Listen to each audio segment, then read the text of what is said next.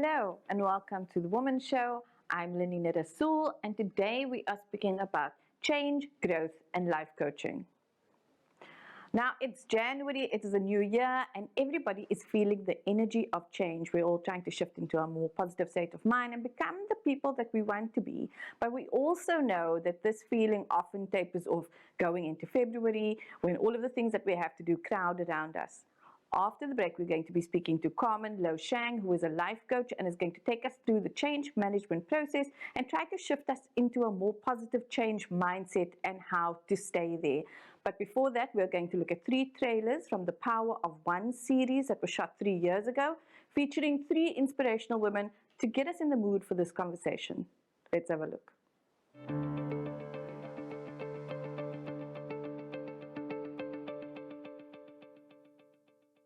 I promise you that being a young African girl is not a hurdle to overcome, but a force to be reckoned with.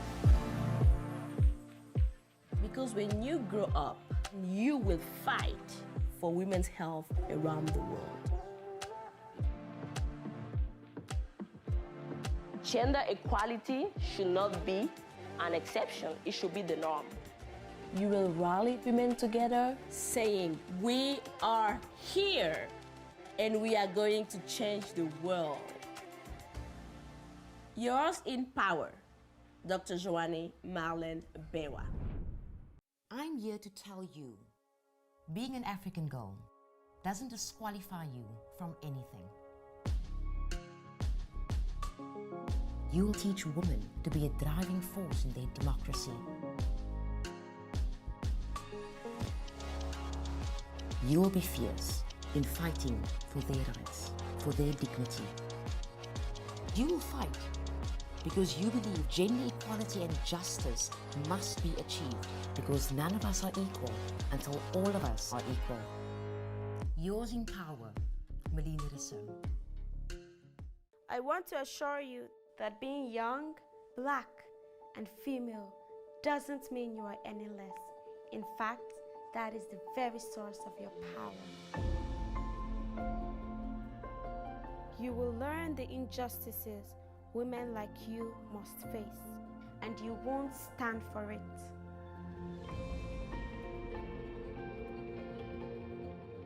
You will spark the change you've always wanted to see and fight against poverty, illiteracy, and child marriage. And you will help create a world where every girl knows that she matters too. Yours in power, Wadi Ben Hirki.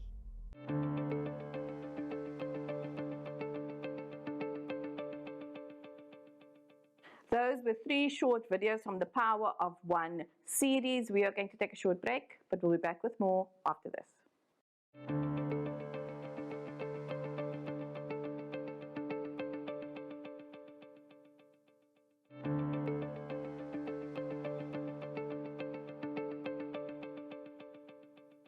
Welcome back. You're still watching The Womxn Show, and today we are speaking about change and about growth and also about life coaching. And joining me in studio is Carmen Low-Shang, who is the founder of Intellect and Soul and a life coach. Carmen, welcome and thank you for joining us. Well, thanks for having me, Lenina. So Carmen, I've always been fascinated by life coaching, and I have to say when I initially thought about the concept, it seemed a bit weird. Like, you know, we understand coaches in sport, but what is a life coach? And I think I'm just going to leave it there with that question. Can you please tell us what is a life coach? What is life coaching all about? Okay, so really life coaching is about having someone to come and walk alongside you on your journey. Typically, the type of things that life coaches assist you with is, on the one hand, moving away from a particular problem or issue that you're having in your life. That's on the one hand. On the other hand, also assisting you perhaps to achieve a certain goal or a certain level of success that you find yourself, you know, stuck with, or just, you know, feeling like you don't have sufficient tools, and perhaps, you know, needing some personal growth along the way in order to achieve it. So that's really where a life coach comes along. And the process of coaching really and can differ from person to person and from place to place. You get many different kinds of coaches. Just from a personal perspective, you can have a life coach, you can have an intimacy coach, you can have a fitness coach, you can have a health coach. So there are varying types of coaches, but essentially we're all there to help you facilitate that process of personal growth, to move on to your next level.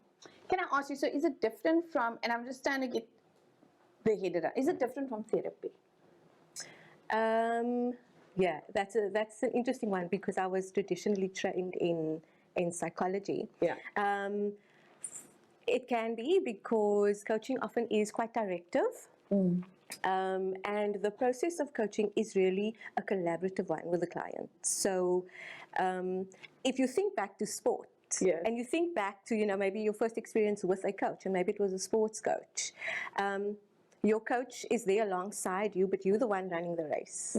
You're the one swimming or jumping into that pool. And even if you look at like professional tennis players, they still have coaches. No matter how far they've come and no matter how much they've achieved, they still rely on a coach in order to support them and facilitate their growth, even at that level. And so it's in my opinion, a more collaborative approach than, I suppose, therapy, although coaching can include forms of therapy. Yeah. And I'm sure it does bring elements of it in, because the things that are blocking us from achieving, or the things that are blocking us from moving past certain things, often have its foundation in some sort of trauma, or being my own thing was always being self-conscious about certain things. I wanted to do the show on life coaching and growth and change because it is January, and January I read something on Facebook which was so lovely. It said the 1st of January, like the switch over to New Year's, has this amazing collective energy of change, because people are thinking about change, and every new year brings its new resolutions. But we also know that often resolutions in its traditional space are not always followed through. What follows after making the resolution and, let's say, failing at it, for those who haven't been to the gym yet this year, like me, is like a sense of just not meeting this thing again. You see people and clients who, not just at New Year's, who come when they feel it's a time to change, regardless of when it is. What are the types of things and the type of awareness, I think I want to ask, that prompts people to come and see you, to get to that stage where I'm going to take an extra step now because I really want this thing in my life to change? Yeah, I think it all boils down to leadership and self-leadership.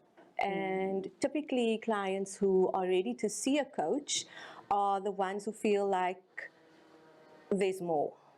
I know there's more. There's more for me, and I'm just feeling a little bit stuck and I need some help. But I also realize that it starts with me, and I've got to take the step. So typically those are the types of clients that I coach, and that are, I suppose, easier, or not easier, but I suppose the transformation happens a lot quicker when a client is ready for that next step. When they're ready to take that radical responsibility, owning whatever it is, going inward, looking at, their perspectives, their experiences, their traumas perhaps, in a way that helps them uncover, who it is that they really are and what it is that they really want. So it does take that almost aha moment, or that moment where you realize there's more and I actually want to do more. I love that. When we were speaking before the show, we were speaking about, I was also saying to you, I think we live in a very, how do I call it, hyper-independent space. We feel like, and I know it's certainly true, it's been true for me, but true for a lot of people, especially women, we feel like we need to fix everything ourselves. So we need to do everything alone, and granted, a lot of people have, and that's what they think. But we were saying maybe, I've been starting to realize maybe the process is a lot more interdependent. So when I think about coach, it's like, it's not saying that I can't do it alone. And actually, I know how to ask this question. But hyper-independence, I'm assuming that reaching out to a life coach is saying, actually, I can't do all of this alone. Actually, it's just too hard. It's like reaching a point where you have tried. Because most people, I'm sure, before they've come to you, have tried. Yeah. What are your thoughts sort of on that? Yeah, so a lot of the clients I see typically have tried. They do have strategies. They've done the self-help books, they've done the podcasts, they've done all of those things. Just can't find the way or to find that motivation or the next step for them. They have all the strategies. I always believe, and I always say my clients are brilliant. They're already brilliant. They already have all of the potential. It's about, helping them shift perspective. And that's where the interdependence comes in. Because a very good coach that I had in the past said, a very good question to ask yourself is, when you're in coaching, or to ask your coach is, what are you seeing that I'm not seeing? Like that. Because we all have a particular perspective on life, and that's obviously based on our experiences, perhaps our traumas or our mini traumas or micro traumas even, and that shapes the way we see life, and that shapes the way we experience life. And so, when we only have that perspective, it's very difficult to shift out of that. And that interdependence really is like, help me see this from another angle. Yeah, I love that. I actually want to ask you about that next, and I want to come back to the coaching analogy. So I'm thinking about, and let's do running, for example, right? You're a really good runner, you have this coach. I often describe when you're in a trauma or in a really bad space, sometimes you can't see it when you're in it. Yeah. Like when you're in the eye of the storm, nothing is sort of clear. Yeah. And so when I'm thinking about the coaches do things like, and again, just using the running analogy, they keeping your time so that you're able to compare it from this moment to the next, because you can't be running and keeping the time at the same time. There we go. And they also being able to see how the strategies play out. So where you needed to run faster and where you needed to run slower, where you get tired. Those are things you can't pick up because you're busy running the race. Yeah. Is it somehow similar to that? Absolutely, you're spot on. I think the big thing with having a coach is that the coach sees your potential beyond what you see. And the coach holds you to that along the journey. So the coach has that perspective. And so as you're going through your trauma, as you're going through your experiences, as you're fleshing that out through the process, your coach already knows what the outcome's going to be. And it's not that they're, super smart, but just they have that belief that there is a different way. There is something outside of, your current time, for example, if you're running. And I think that's the beauty of having, the privilege of working with a coach, that someone sees outside of your box. Yeah. I like that. I also want to ask you about support. So we've done, quite a lot of mental health, and one of the things was interesting for me when I do the research around mental health. One of the biggest things that keeps coming up is having a support system in place. And so, when you sort of shift towards moving, towards changing something, towards reaching for the next goal, inevitably, there's going to be some level of, I don't like the word failure, but like not quite reaching it. Yeah. Not quite reaching it as fast as you want to. Maybe the opportunity that you thought was what you wanted, but then you get it and it's not what you want, or you just don't get it, right? Let's say it's a specific job or whatever. Yeah. So having a support network to help us to buffer sort of the pain of like not reaching. And so is this also important for change? And is this also something that, a life coach, part of the service? Yeah. So I think like the biggest misconception I see is that people believe coaching is the process whereby they obtain a certain goal. Okay. And there's a lot more underlying that. So the process of coaching is really about helping you develop the capacity to be able to navigate your territory, right? And so it's not so much about the end goal. It's about the journey and what you develop and the, I suppose, the capacity and your personal growth along the way. That's actually more important than the end goal, because we're human, we're constantly evolving. And so the goalpost will change. What you thought was your goal, once you've reached that, you're like, oh, there's the next thing and the next thing. And so as you go through the coaching process, you already then develop the tools to move on to the next thing or to work through the failure. If that happened, because that's simple, like things happen in everyday life. It's not a perfect world. So it's about learning and developing that skill set to navigate those challenges as well. And I think with a support system, so one of my coaches always say, you're always, show me your friends and then I'll show you your future. Yeah. And that's really about who you surround yourself with. it's important that we be intentional about that. So who is it that we really want to become? And the people around us, are they those people who already have, what we want, or already are who we want to become? And so those are the people that we should think about, like tapping into support from. Does that make sense? It does make sense, and I know that saying, it came up actually last year. It's a bit controversial. Also, I just think because it means letting go. Let me ask you something. One of the things that I had thought about once, I had a conversation with my brother about it, was like sometimes it's difficult to move or to change because it means you'll have to leave behind some people. Yeah. And I think there was a Oprah video about it that just says you need to be with people who help your cup to spill over. There was something about that, and that means, and not everybody wants that for you, right? Because they want the best for you, but they don't want you to change. Yeah. Because then you're not the same person anymore. Yeah. Is that something that resonates and comes up? And I said it's controversial because it can be painful. Yeah. Also. It is difficult, and especially when it's people who are close to you. Yeah. Especially when it's people who potentially are close to you, but they're toxic. And so, for me, that's always done with a certain level of compassion. It's like your inner child who tantrums, and you just want to leave her behind, but you bring her along the journey. But you have boundaries in place that say, okay, this is where I draw the line in terms of how this affects me going forward. So some people you do need to cut out, and that is painful, but it's also about understanding that they're on their own journey. And you can have deep compassion for their process. It just means that you've got extra work to do in terms of finding the people and surrounding yourself with the types of people who are already where you want to be. But it's not an either or. Yeah. You can have both. Yeah. Yeah.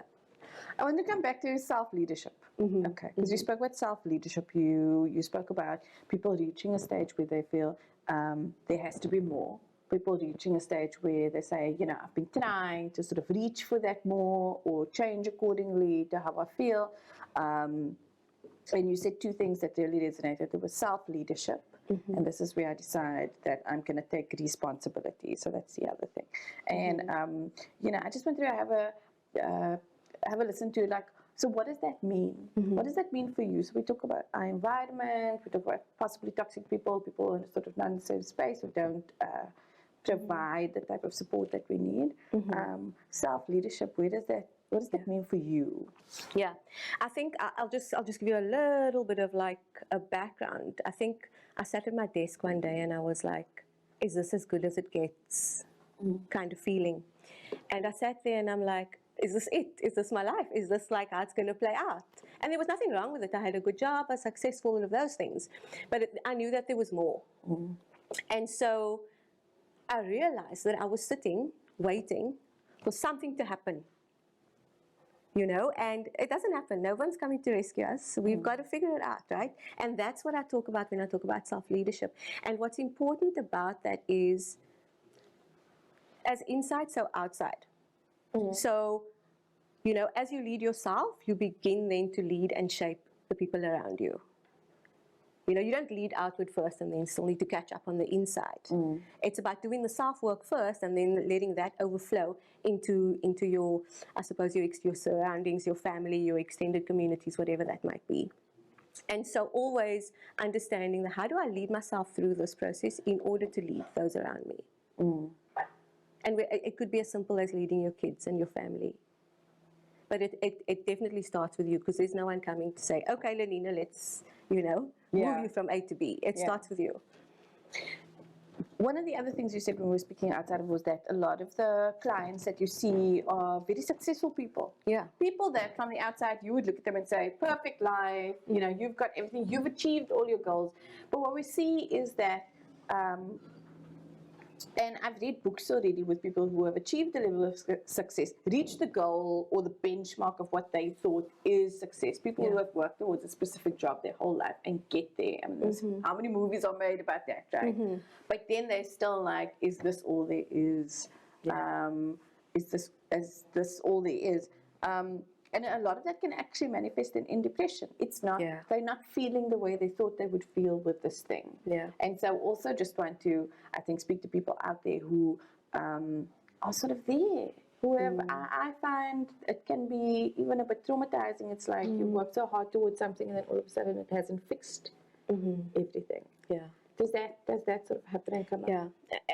I emphasize bringing your whole self along the journey, because sometimes the goals that we set for ourselves and sometimes the success that we think is going to make the difference in our lives is actually, it doesn't come from like our internal source of motivation. We're doing those things because we believe that that's, what's going to make me successful. But we haven't really defined for ourselves what success really looks like for us. And that is really about working backward, I'll say reverse engineering all of the labels and all of the beliefs around success that we've developed throughout our life and understanding how that's impacted where we go. And when we peel back those layers, like, my father always thought I'd be an accountant. And they're so far from that.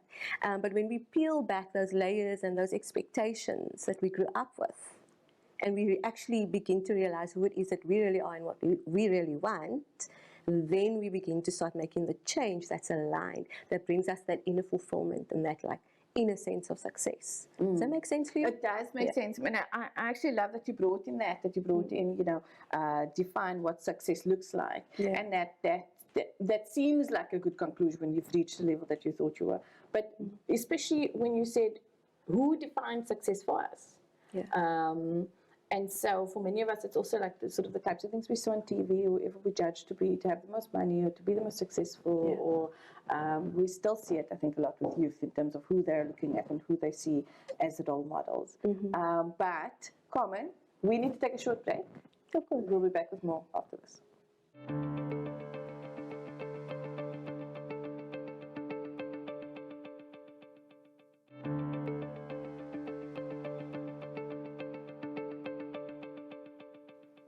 Welcome back. You're still watching The Womxn Show, and we are speaking about change and about growth and about life coaching. It is January. We want to go into the year and make our lives better and bolder and bigger. And still with me in studio is Carmen Low-Shang, who is the founder of Intellect and Soul and is a life coach. And Carmen, before the break, we were talking about defining what success looks like, and how, I just want to say, how success might not be what we always thought it was going to be. You also brought in from your personal perspective that your dad thought you would be an accountant.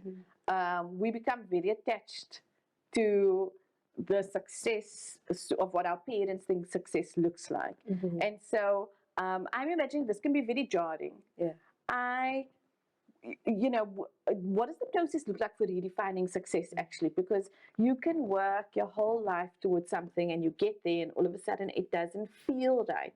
And just on the feeling, when you were speaking about, self-leadership, how do people know it's time to change? And you spoke about them getting to a space where they can be asking, is this all there is? This is not what I thought it was going to be. Those are feelings, right? You get to a place where things just don't feel right. So how do we redefine success? Interesting, yeah. So, for many years I lived with that guilt of not having achieved that level of success. And many of us live our whole lives with that guilt.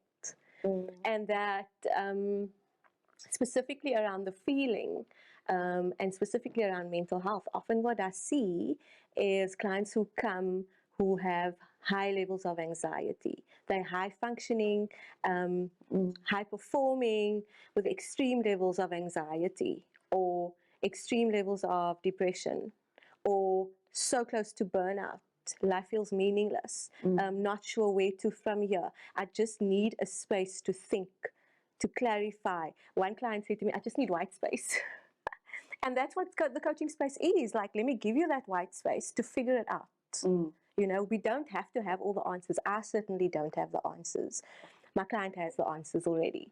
And it's about helping them rediscover what it is that they really enjoyed and what they're passionate about. And often that takes looking at what they did as children and what lit them up and what, made them excited and what came naturally and easy.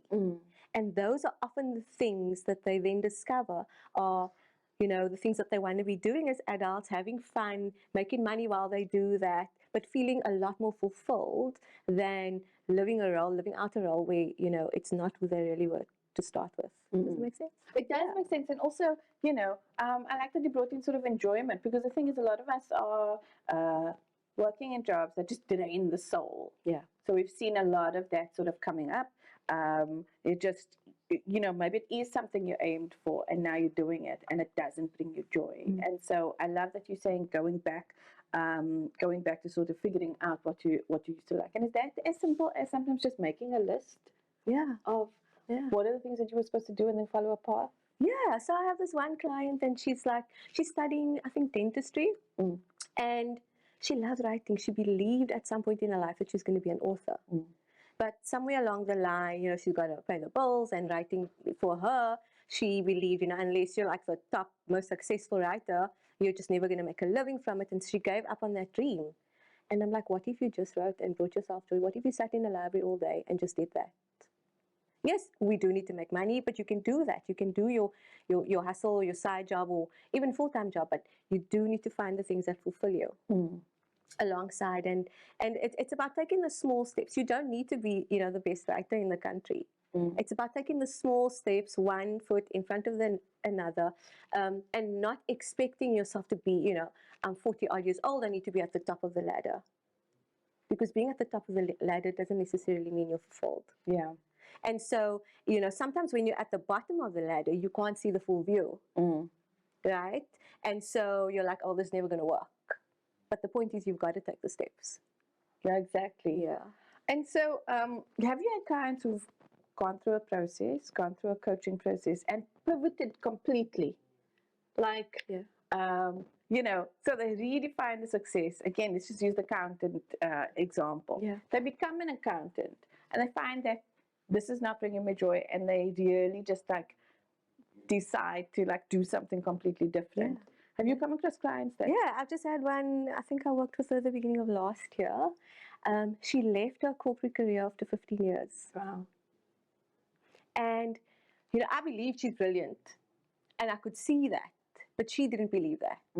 And so we went through the process of take a little step, see how you go.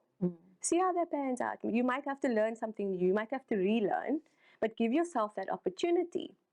And she stayed in her job for a while. And one day she messaged me and she said, I realized it's time to move. And she didn't know what the future looked like, but she trusted that she had what it would take to make that bold move. She'd been living in the shadows. We used to laugh about it. We say, oh, I'm just hiding today, from the world and from what I'm really passionate about and what I really want to be doing. And I'm like, you can hide as long as you want. It's okay. I'm here. But you're not going to feel happy and fulfilled. And until you come out of hiding, and begin to shine and begin to walk that brilliance, you'll never know. And so she did it. And she's moved careers, and she's just started out this year. She took a break. And she started out this year on a new path, and she's loving it. And she feels lighter, and she feels free. And I think that's what it's all about. We don't want to be bogged down with something that drains our soul forever. No, of course. And so I want to also ask you about, you were talking earlier about goalposts and goalpost shifting. I wanted to just bring in the topic of goals. So when we think about change, we think about, often it starts with this goal. And then there's a timeline attached to it, a deadline attached to it, and we create this project plan as if it's like, a work thing. But the way you're also describing this process is a lot more flexible than saying, oh, in 6 months I want to be here, and if I'm not there, I failed at it. Yeah. You're talking a lot about, hiding when you need to hide, doing the work that you need to do, and when you feel ready to be able to make that shift. Yeah. Is that better? Should we be more flexible? Should we be more aware sort of how we feel about things, as opposed to just listing out straight hide? I think for everyone it's different. So some people prefer a checklist, and they just go and they tick, tick, tick. And then they feel, fulfilled at the end of the day. And others are they like to feel their way through things. But I think, you've got to have the end in mind. You've got to begin with the end in mind. I think that's Stephen Covey. Yeah. And that can be redefined, and that can be changed as you go. And I think the most important thing that you need to have as you do that, whether you have the checklist or whether you're feeling your way, is a certain level of behavioral flexibility. Okay. Because that's going to win in the end. If you're going to be rigid and then you're going to be like, beating yourself up because you didn't meet the goal within 3 months or 6 months and living with that guilt and shame and like feeling like a failure, it's going to take you a long time to move out of that, out of those emotions, out of that cycle, versus having the flexibility of, okay, well, things have shifted, life has changed, things have happened, so this is how we're going to move, this is how we're going to evolve, because we are constantly evolving either way. Yeah. Yeah. I want to ask you about backlash. I always ask this question. So when there is change, and we spoke earlier about like people not being all that happy for you, some people are afraid of being called crazy because all of a sudden they're changing a career, or all of a sudden they're getting a divorce, or and I think it's just applicable very much, especially to women. Women are very reluctant to rock the boat, you know, and are very pressured to sort of keep with the status quo, and that status quo can be sort of anything within the family, within the, you know, the career.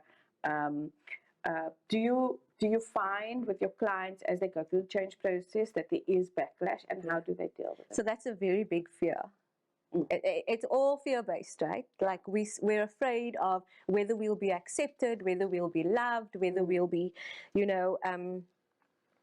whether, people will be, okay with our decisions. It's a big fear. And I always say, you're only born with 2 fears. You're born with 2 fears. The fear of falling and the fear of loud noises. If you look at a baby, that's the only fear they have. Every other fear after that is created.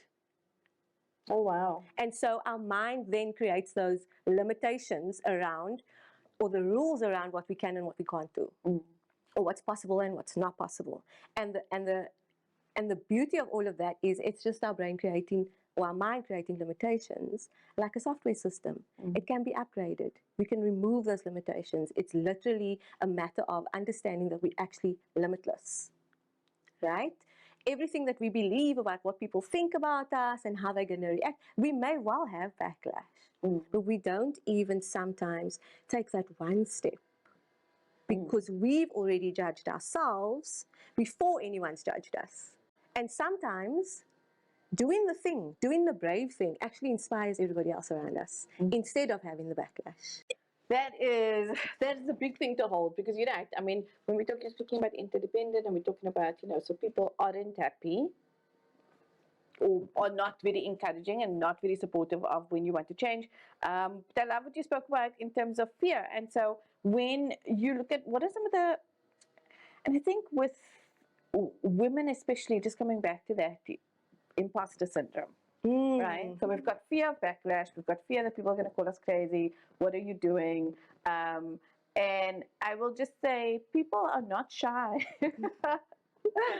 often to discourage you from doing things. Yeah.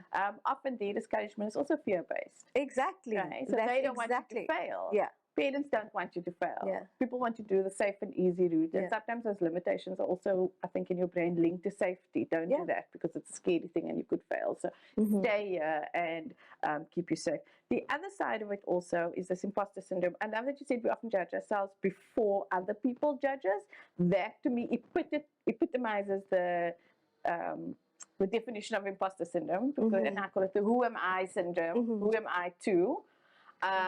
We don't think that we fit the profile for success as it's been created in our mind. And is that something you come across a lot? Yeah. Yeah, it's something I've also struggled with. So also being in corporate and having senior level management, I've got this brilliant idea and have this fears of senior female leaders saying, what if that doesn't work out? And then makes you question, who am I to do this thing, this amazing, this big thing, this brilliant idea? Who am I? And so a lot of women walk with that in corporate spaces and in senior leadership. And can I ask also, there's a feeling, often what comes up, so if they were already in the corporate space, because it's one thing to have the who am I to syndrome not let you apply for something. Yeah.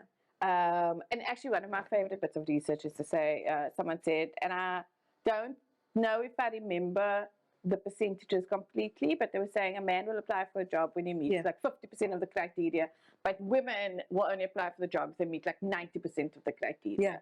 So we really won't even apply for the job if we don't think that we can do it.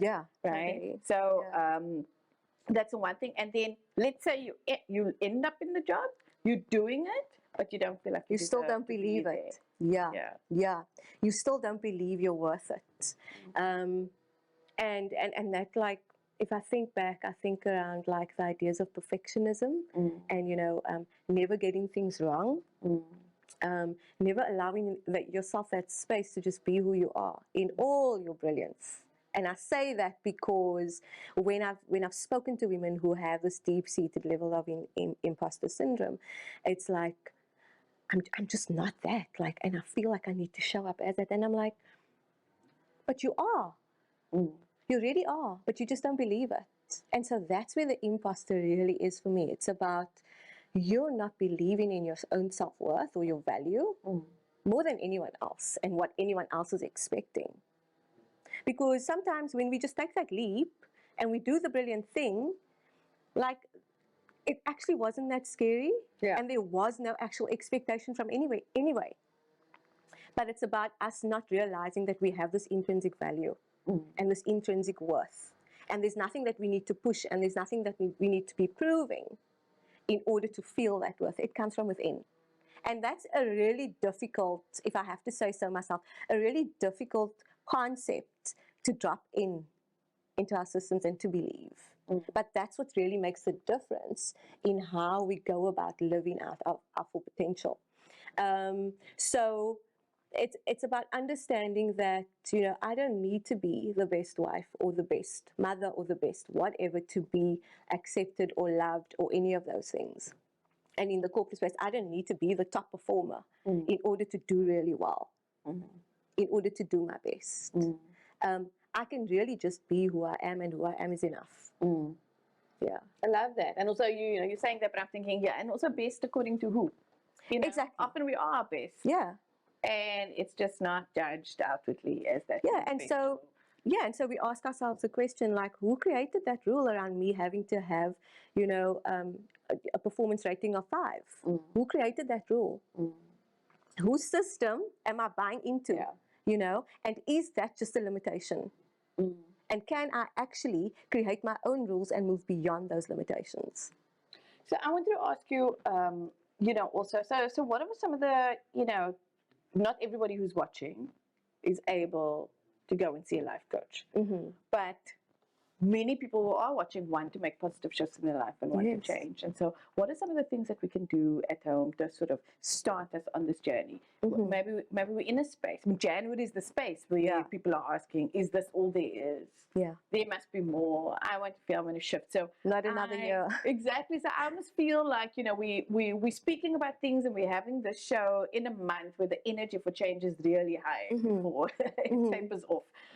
What are some of the things that we can do to start sort of generating change in our own lives? Yeah, so I mean, obviously the big work around coaching is your mindset. But before we get to mindset, I always emphasize that we work on the basics. Okay, before we even go to the mindset, like, are we doing the basic things? And that's something everyone can do.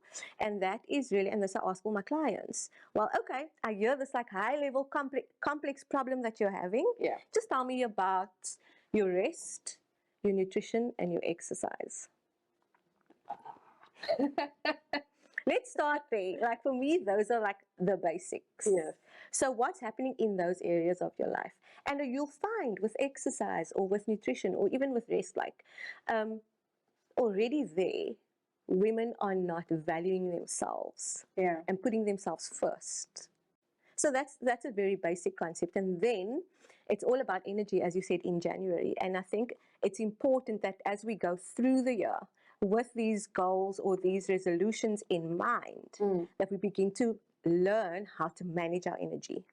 Can I ask you something? So when we say rest, exercise, and nutrition, I said to somebody the other day, you know, every doctor will tell you that, but also every woman's magazine article will tell you that, like, we know it's like a broken stuck record. And so when I hear it, I'm just like, it doesn't say that. And also, it's seems so simple and it doesn't seem important enough in comparison to the big changes we want to make. But the more and more I read about that, you know, we've got a physical body and then we've got an emotional body, and they seem so separate. If you say rest, exercise, and nutrition are the basics, if we devote intentionally some time to sleep better, do our exercise, and eat a bit better, you're saying we'll feel better. You know, Those are the building blocks. Often you can't move because you just feel so depleted. So when you say those are the building blocks. Those are the building blocks. And so when you go into that space where you're so overtired because you're literally running your household, you're taking care of your career, you're taking care of your family, extended family, friends, you're that support for everyone else, and you're running on empty. It starts with, you know, understanding at a deeper level. It's not just about going to sleep. Understanding at a deeper level why you can't give yourself that amount of rest. What is it about your story and your journey that makes you believe that you're not worth having a full night's sleep? And when you work on those fun, it's not just like go sleep and eat, and no, it's about working on, you know, the narrative around what you're doing in those areas. As the building blocks then to work out the more complex, okay, these are the, you know, the bigger visions, the goals, all of those things. It's about being conscious at that very, very like bottom level. It's so nice because I'm thinking it'll give you some white space. There we go. It'll give you some white space because you'll feel better, you will feel rested. Yeah. Someone else in a book, I remember, she said the rule is, I was going to look up the name, but she had this halt. Are you hungry, angry, tired, or I don't know what the other one is, but hungry, angry, tired, and I just kept thinking any of those things can throw me off. Yeah, they do. Yeah, they do. And so, you know, I often, and it's weird because, you know, it's so simple. You know, we think it's simple, but it's actually complex when we actually have to put ourselves first. And often I'd go into the shower and I'm like, oh, I'm feeling off today. I'm just feeling off. And we need that energy, obviously, to maintain the actions that we need in order to reach those goals. Yeah. But I'm feeling off today. I'm having an off day. And I go into the shower and I just say, you know what, Carmen, what do you need to support yourself today? What is it? Is it just like a 15-minute timeout where you just like take a step back and like not do anything for anyone else? Is it, you know, do you need to treat yourself? Do you need to take care of your health? Do you need to go to the doctor? What is it that you need? And it starts with supporting yourself on those very basic things to maintain the energy in order to take the action, in order to reach the goals. I absolutely love that. And it ties in so nicely with self-leadership, right? Yeah. So we got self-leadership and we move into sort of self-support. There we go. And just asking yourself. And then also feeling worthy of that support. That's the thing. Yeah. And so, Carmen, we've run out of time, but I want to thank you so much. I'm feeling very inspired. I'm feeling those are really, really practical things, and you've said it in a way that makes me want to go and support myself better so that I can move towards shifting the big goals. And it's nice, like you tackle the small stuff so that you are able to tackle the bigger stuff. And so I just want to thank you so much for joining and sharing with us today. Thank you. It's been lovely chatting to you today. And we are going to take another short break, but we'll be back with more after this.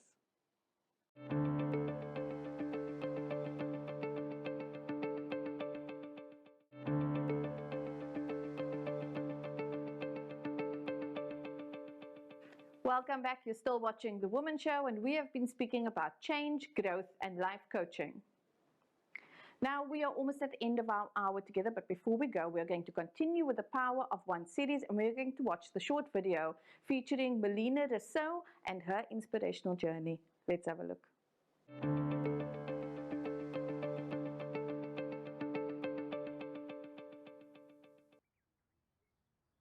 I was so young in this photo. If only I had known what was in store for me. I would have said, even though you're from a tiny community on the Cape Flats of South Africa, being an African girl doesn't disqualify you from anything.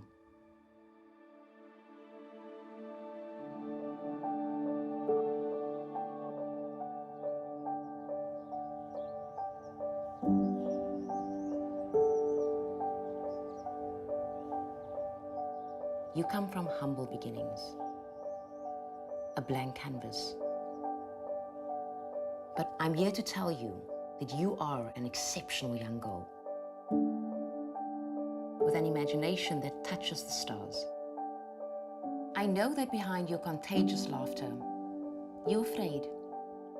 Afraid that the dreams that keep you up at night will not be realized and that you will never escape these cycles of poverty and violence that seep into your soul.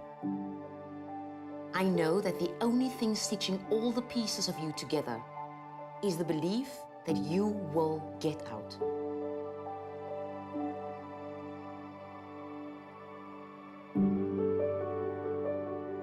You don't know it yet, but you will go far. And I'm just so proud of you. This house you grew up in, a shack in the backyard of someone else's home. This room, these walls, they have a story to tell. I know you get sad looking at the harsh conditions you see around you, especially how your sisters, aunties, and mothers battle every day to survive. But these experiences will soon be the reason you wake up in the morning. The reason you fight as hard as you do.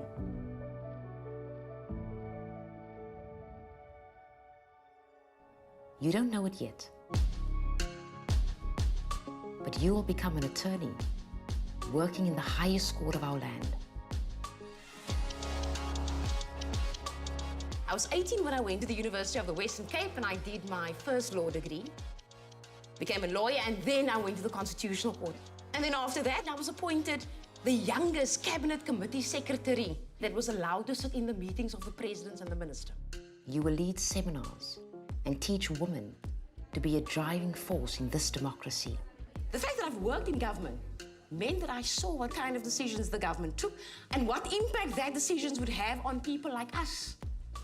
That's my job, to tell you the truth about the Constitution, to tell you the truth about democracy, and how you can influence the way democracy evolves in South Africa. You will not speak for them, but you will amplify their voices when they can't, teaching them the value of the vote and how to use their power. So I know that where I am now is exactly what I'm supposed to do, and that is opening up the minds of brilliant young women like yourself. And I mean, you as the leaders, the young woman leaders, Women Lead movement. You will start the Women Lead movement and be an internationally recognized activist that will drive the global fight for equality, and this movement will elevate the voices of women in your community and around the world. The movement is not a selfish movement. It's a woman-led movement. I'm going to expect you to go back home, use the information, and educate your mom. We are born from the work of our mothers. I know you look into your mother's eyes and you see pain, but more so, you see her fierceness.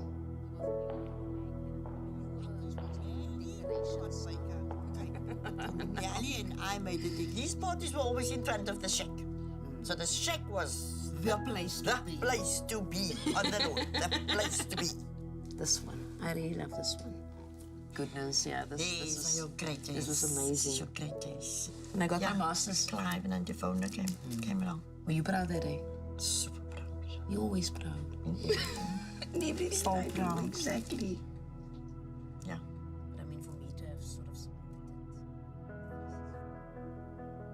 like her, you will be fierce in fighting for their rights, for their dignity. You will fight because you believe that gender equality and justice must be achieved for both men and women alike. You will be on the front lines. Okay, so today we're going to discuss something a little, not really that different from human rights, because the issue of gender is also an issue of human rights, okay? Like the power balance is just totally skewed. And we need to rectify the balance. And I'm very happy that there's men in this room today that needs to hear all these things. Know that you will have to work harder than men to be recognized. You will have to work harder than women in other parts of the world to be seen as significant. Always remember that tough times don't last, but tough people do. You are a warrior who will emerge greater every time. I promise. You will often feel as if you don't fit in, but it was never your destiny to fit in. You were born to stand out. You will buy a house and support your family, and you will help other women do that for themselves too. You will send a message to world leaders saying that none of us are equal until all of us are equal. So keep your chin up and your heart strong, because the revolution has just begun. Yours in power, Lenina Rassool.